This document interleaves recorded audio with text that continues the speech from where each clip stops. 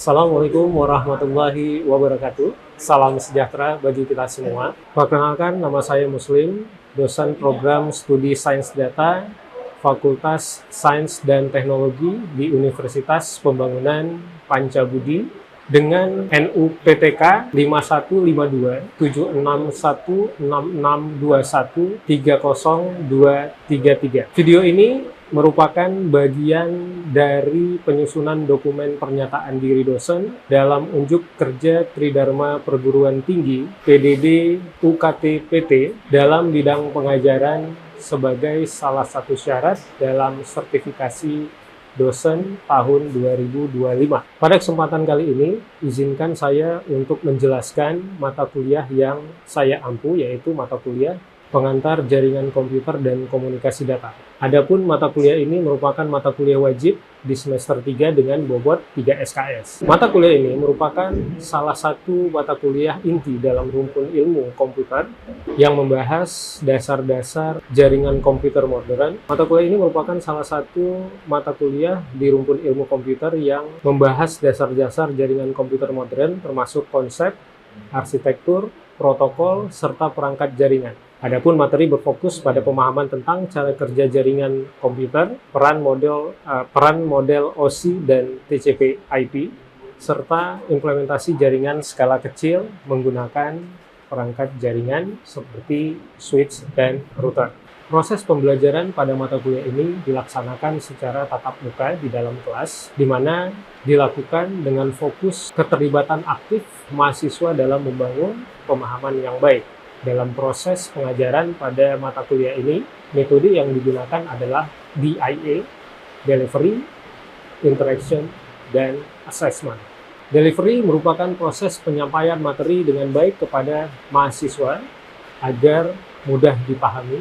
Lalu, Interaction merupakan interaksi antara dosen dengan mahasiswa ataupun interaksi antara mahasiswa dengan mahasiswa lainnya. Sedangkan asesmen merupakan adanya pemberian tugas kepada mahasiswa untuk mengukur tingkat pemahaman mahasiswa dalam menerima materi pembelajaran yang telah disampaikan. Di samping metode tersebut, adanya praktek dan simulasi menggunakan perangkat lunak simulasi akan memberikan pemahaman terhadap mahasiswa dan keterampilan terkait teknik dasar untuk membangun sebuah jaringan sederhana. Setelah menyelesaikan mata kuliah ini, diharapkan mahasiswa mampu untuk menjelaskan konsep dasar jaringan komputer dan komunikasi data. Lalu poin selanjutnya diharapkan mahasiswa mampu melakukan analisa model referensi OSI dan TCP/IP dalam komunikasi data. Lalu diharapkan mahasiswa juga mampu untuk mengimplementasikan pengalamatan IP dan melakukan subnetting, mengkonfigurasi perangkat jaringan dasar, baik itu switch ataupun router dengan menggunakan CLI atau Command Line Interface. Dan juga diharapkan mahasiswa nantinya mampu untuk mendesain serta memberikan problem solving terhadap permasalahan yang ada pada jaringan komputer sederhana. Untuk penilaian akhir dari hasil belajar mahasiswa dilakukan secara komprehensif berdasarkan kombinasi berbagai aspek penilaian. Penilaian yang pertama berdasarkan kehadiran atau keaktifan dari mahasiswa sebesar 10%, lalu yang kedua, tugas individu ataupun tugas kelompok sebesar 10%, yang ketiga, dari kuis sebesar 10%, dilanjutkan dari ujian tengah semester sebesar 30% dan ujian akhir semester sebesar 40%. Selanjutnya, saya akan menampilkan cuplikan video pengajaran yang saya lakukan pada mata kuliah Pengantar Jaringan Komputer dan Komunikasi Data yang dilakukan di dalam kelas. Assalamualaikum warahmatullahi wabarakatuh. Selamat pagi menjelang siang semuanya. Ya, gimana kabarnya? Sehat? Baik? Sudah sarapan tadi pagi? Sudah. Oke, hari ini kita masuk di pertemuan kedua ya sebenarnya. Ya, kita masuk di pertemuan kedua. Adapun modul pembahasan hari ini topiknya adalah networking today. Apa yang terjadi saat ini dengan perkembangan teknologi jaringan. Oke, sebelum kita lanjut ya, agar semua yang kita pelajari hari ini menjadi berkah dan gampang untuk kita cerna dan kita ingat, alangkah baiknya kita akan memulai dengan doa. Ya, jadi kita akan masuk sesi doa. Silahkan berdoa menurut agama dan keyakinan masing-masing. Doa dimulai.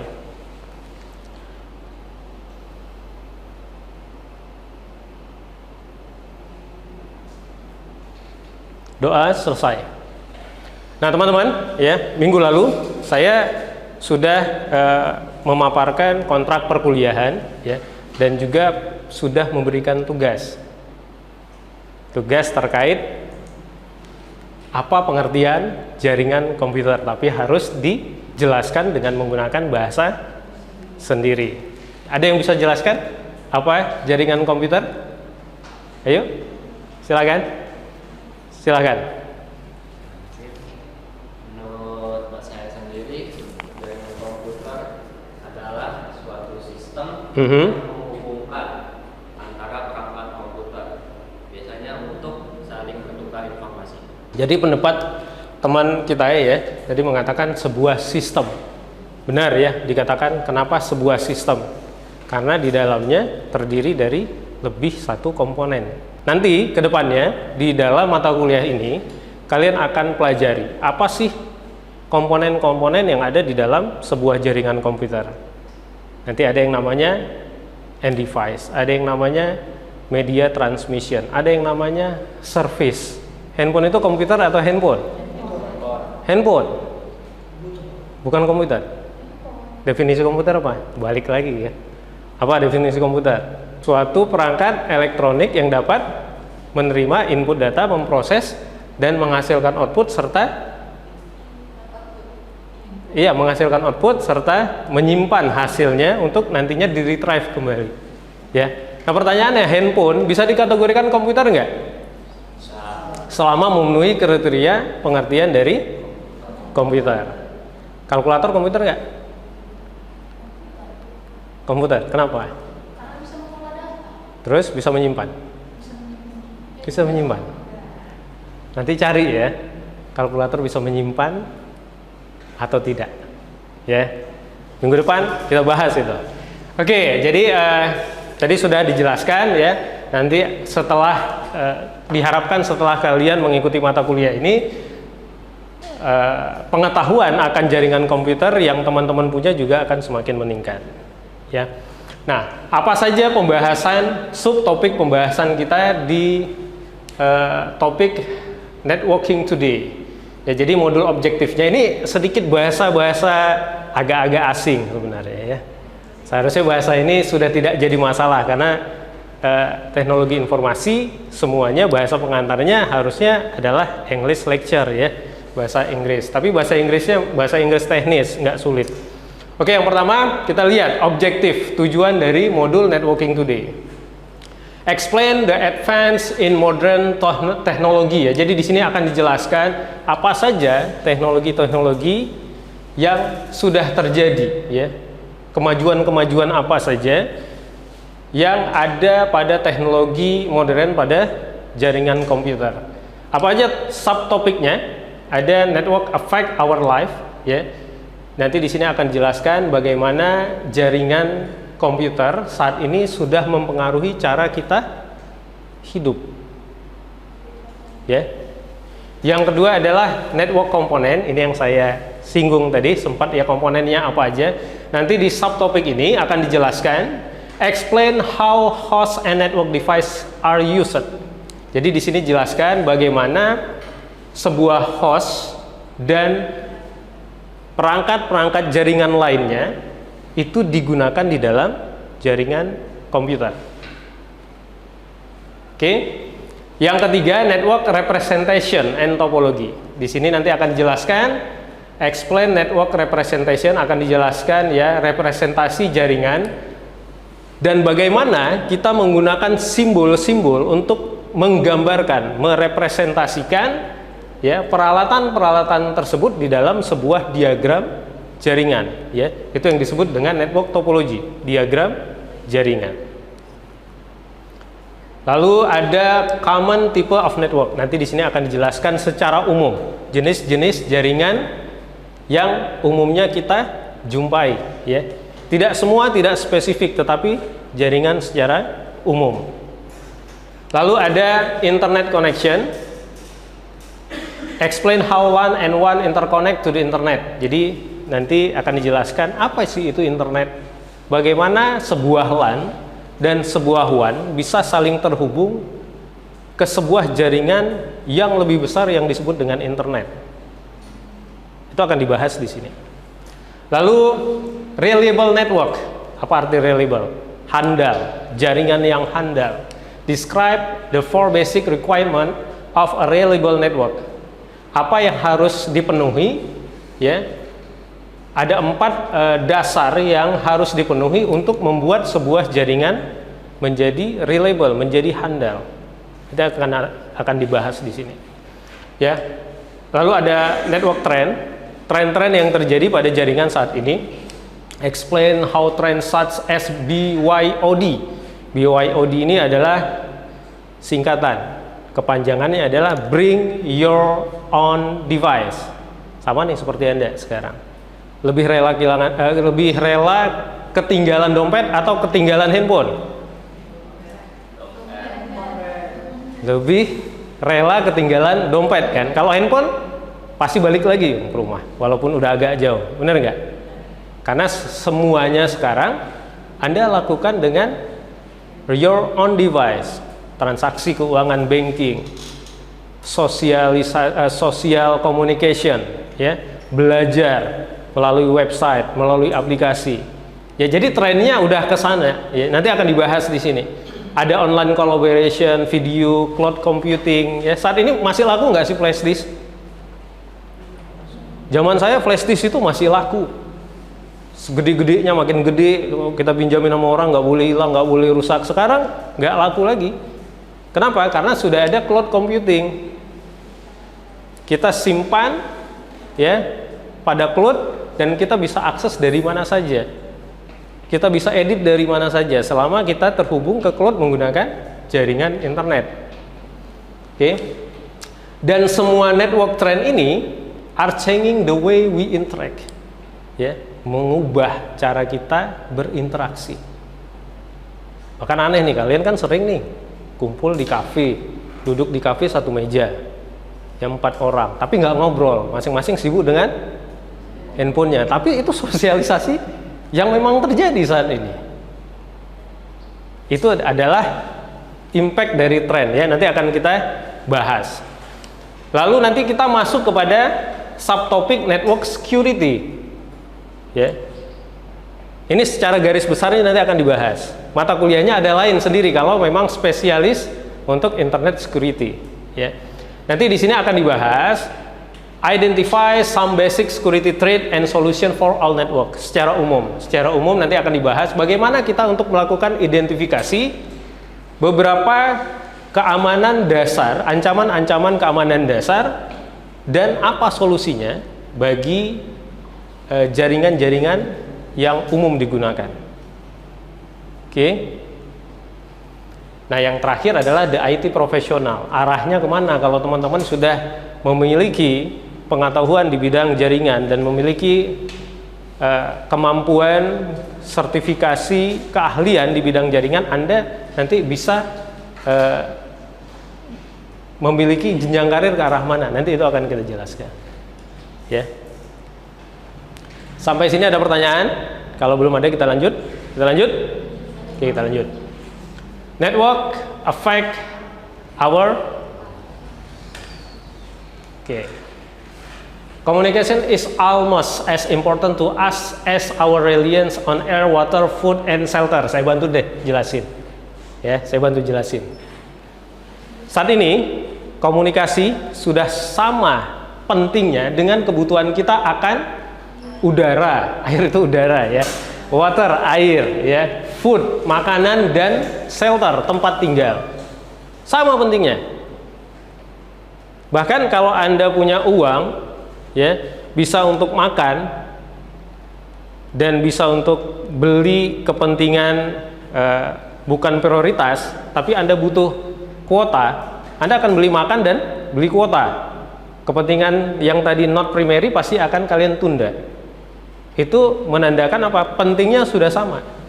Ya. In today's world, di dunia saat ini, ya, Dengan menggunakan jaringan komputer, kita bisa saling terhubung dengan cara yang berbeda dari sebelumnya. Nah, kita lihat, tidak ada batasan ya. Di dalam jaringan komputer ini tidak ada batasan. Benar nggak? Di dalam dunia saat ini tidak ada batasan, benar nggak? Anda bisa mengikuti seminar yang dilakukan di mana saja, di luar negeri, di benua manapun, Anda bisa ngikutin. Ya. Global community, terbentuk komunitas global. Ya. Misalnya apa nih? Job Street misalnya, itu kan komunitas kerja ya. Terus ya sama.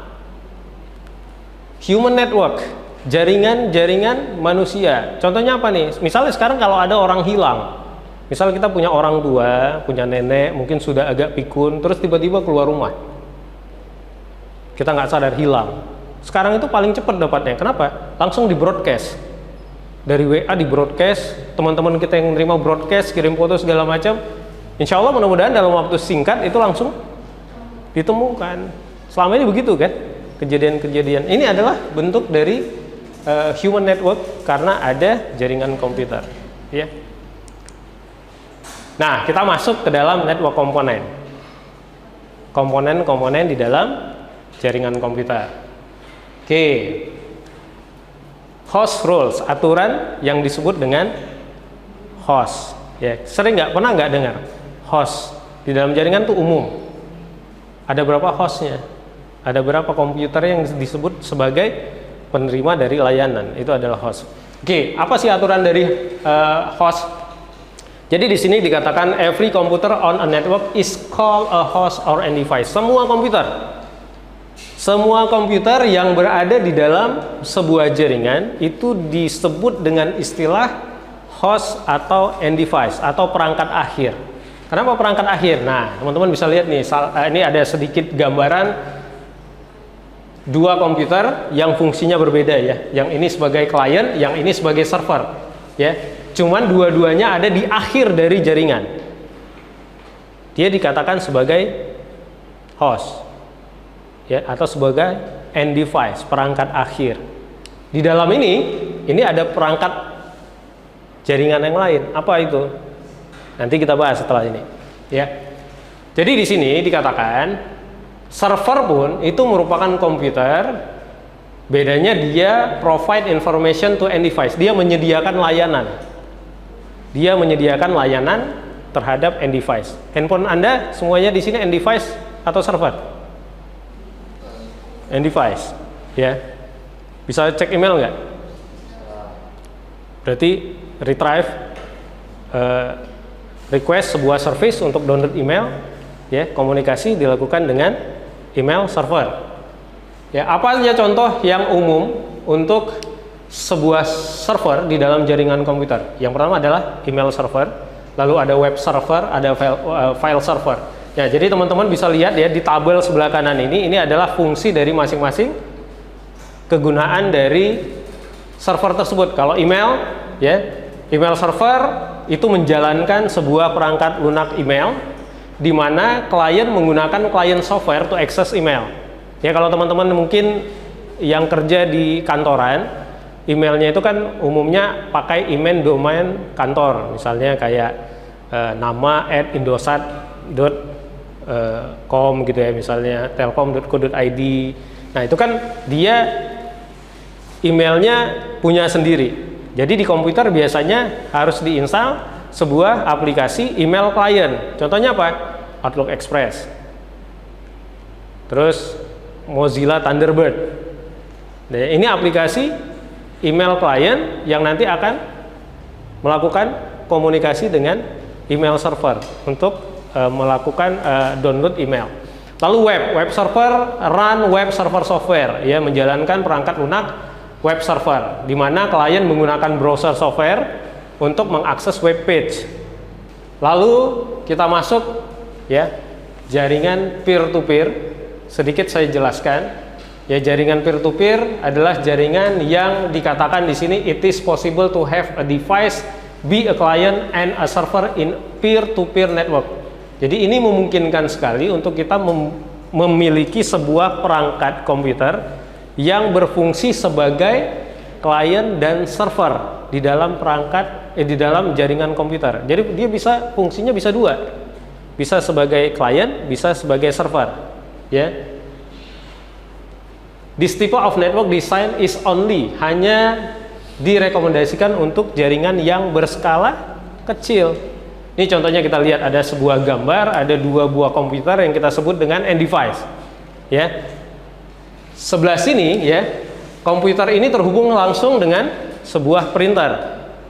Maka saat komputer lainnya membutuhkan printout menggunakan printer ini, maka saat ini yang menjadi servernya siapa? Komputer yang sebelah kiri ini, yang terhubung langsung ke printer.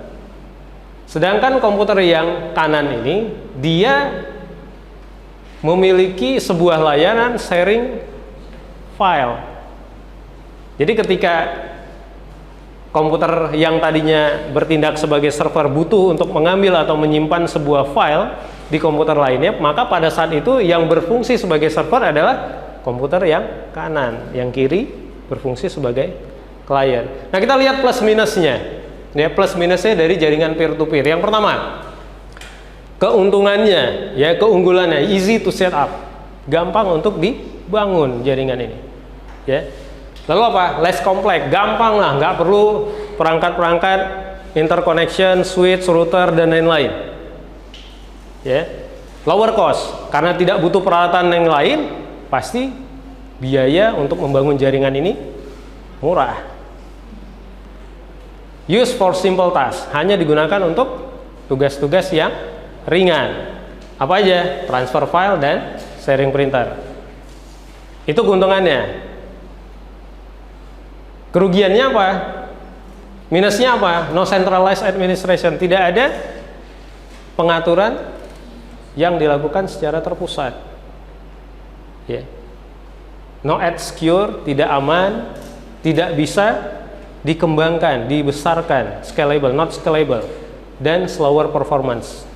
Ya, performance transmisi datanya sangat lambat. Ya. Kalau tadi kita sudah bahas ya tentang end device, sekarang kita masuk kepada intermediary network device. Jadi yang dikatakan device perangkat intermediary network adalah perangkat yang menghubungkan semua end device yang ada di dalam jaringan komputer. Tugas dari intermediary network device seyogyanya adalah melakukan manajemen data, ya, mengelola data yang bergerak di dalam jaringan. Namun bukan itu saja tugas utama dari perangkat intermediary device di dalam sebuah jaringan komputer. Ada 3 tugas lainnya yang ini juga sangat penting. Yang pertama adalah regenerate and retransmit data signal. Kenapa dikatakan dia membuat dan retransmit lagi?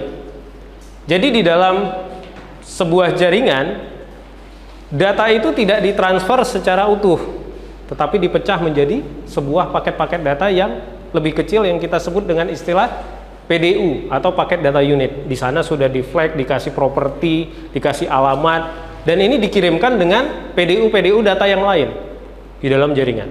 Diterima oleh perangkat pertama. Data ini di-regenerate, dirakit kembali, dicek apakah ada kerusakan atau tidak. Kalau tidak ada kerusakan, maka dia retransmit lagi, dia pecah lagi untuk dikirim ke hop selanjutnya. Ya, maintain information about that pathway, ini ya fungsi yang kedua. Ya, fungsi yang kedua. Dia melakukan pengelolaan informasi terkait jalur yang saat ini tersedia untuk melewatkan data tersebut di dalam sebuah jaringan.